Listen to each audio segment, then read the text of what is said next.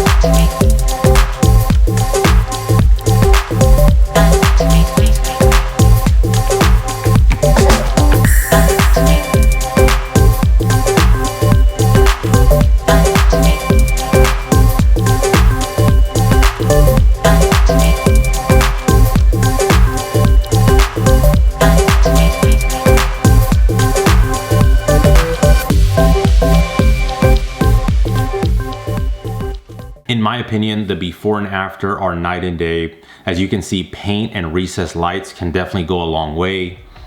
Here's a quick breakdown of the cost.